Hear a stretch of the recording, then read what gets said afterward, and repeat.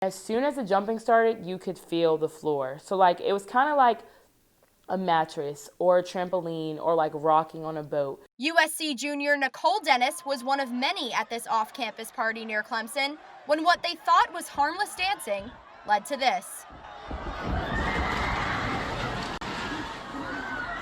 Structural engineers we talked to weren't surprised by what they saw. A fraternity type party where people are uncomfortably cramped in a space, kind of what I saw in the video, the clip, where you may get densities or loadings that are higher than that 100 PSF. Jimmy Jones is talking about pounds per square foot.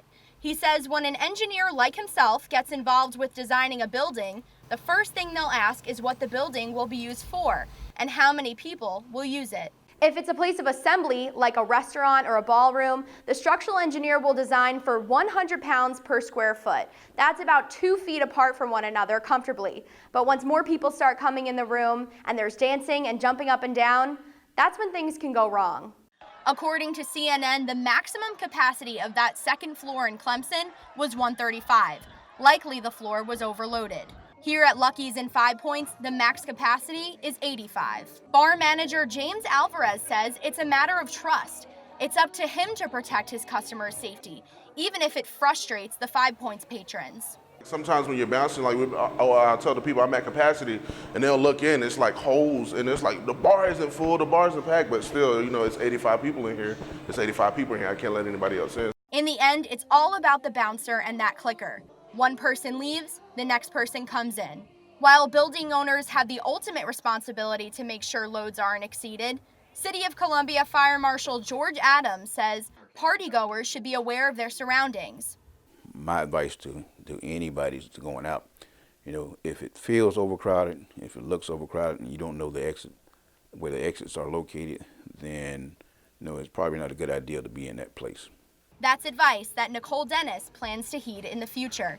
Meantime, she's back to the books in Columbia. She says she didn't see anyone getting a head count at the party near Clemson, something she's sure to look out for at the next party she goes to. For Carolina Insider, I'm Elena Barilla. It's lunchtime at Mill Creek Elementary, and the line is thankfully long. Thankfully, because according to feedingamerica.org, 1 in 5 children in South Carolina is going hungry. For the last 13 years, Miss Kit has been ringing up these kids. Hey, Miss Kit. Hey, Pumpkin. How you feeling? Good. But since 2015, she hasn't accepted a single dime. Breakfast, lunch, and dinner are free for all students who go to school here. I just love them, and I want to make sure that they have everything they need to have, you know, nutritional-wise. A federal program through the U.S. Department of Agriculture pays for students to eat meals at no cost, as long as at least 40% of that student population would be eligible for free meals anyway. Each student has a number. 709. Good girl. And Miss Kit enters that number into the computer. The USDA reimburses the schools at the end of the month for the meals they served. Jermaine Shaw is the operations manager for student nutrition services in Richland One schools. He says the free meals provide more than just a full stomach.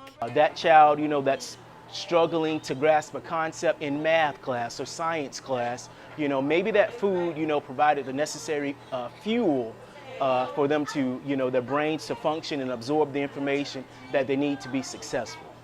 And researcher Ashley Page says the program has social benefits too. Being able to kind of spread that message that kids from different backgrounds should be able to eat together and not have to worry about a cost of what that food should look like. And here's some more food for thought.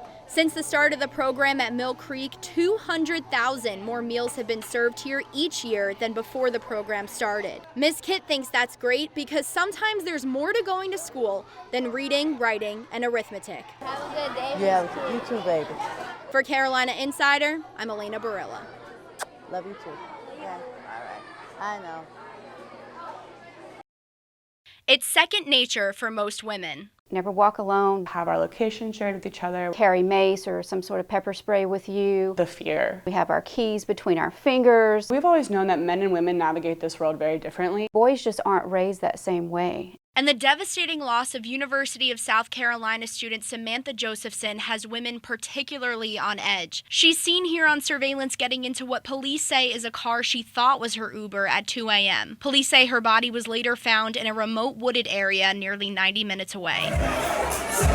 The reality of it happening in this college town is shocking. At night, this street is lined with bargoers waiting for a ride home, a scene too familiar as Samantha's kidnapping happened right here in this parking space. The tragedy is too close to home for senior Ivy Spellman, who was once Sammy's sorority sister and friend. Do you relate to what happened on a personal note? Absolutely. If it wasn't her, it could have been anyone else that night, and that could have been me. You know, I take Ubers home alone all the time, and you know, it's just the safe decision. You know, you're trying not to drink and drive, so you take an Uber home. I've definitely had scary times in an Uber. They would drop me off, like, oh, like, is this where all like the pretty girls live? You know, just stuff like that. And every girl I know has a story like that. Women aged 18 to 24 at the age most attend college are highly targeted, according to Women's and Gender Studies professor Dawn Campbell. This is sort of an epidemic.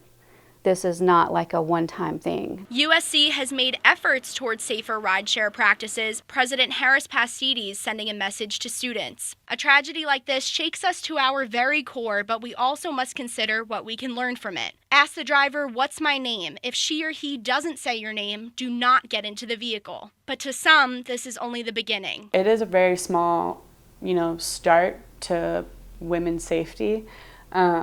But hopefully, you know, it's just one little step that we can do to protect ourselves. And the issue at play is bigger than we might think. According to CBS News, while most victims of homicide are men, 9 out of 10 times men are perpetrators. Professor Campbell talks about traditional ideas of masculinity and femininity as an influence. Even though it seems really simplistic, I think it really carries over into things. She has her students list rigid stereotypes of what it means to be a man and what it means to be a woman. Femininity, they say, is described as submissive, nurturing, pleasing. Masculinity, they say, is dominant, assertive, and strong. Toxic masculinity is carrying out these traits in ways that are harmful, even violent. Campbell says these are things not taught, but rather our society conditions us to behave this way. This culture of this toxic masculinity sort of contributes to this aspect of violence against women. I think it would have been different had a man gotten into the car. I can't say that definitively that it would have been. I mean, we don't know that, but in my professional and personal opinion, yes. What has it been like for you since this happened? I found out and I just immediately started crying.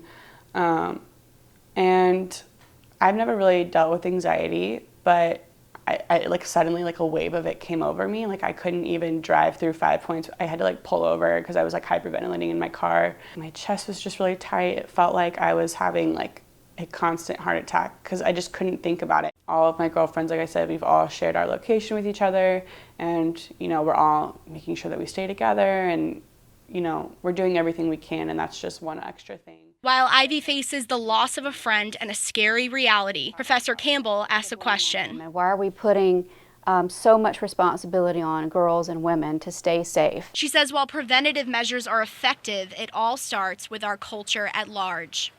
For Inside Edition, I'm Elena Barilla.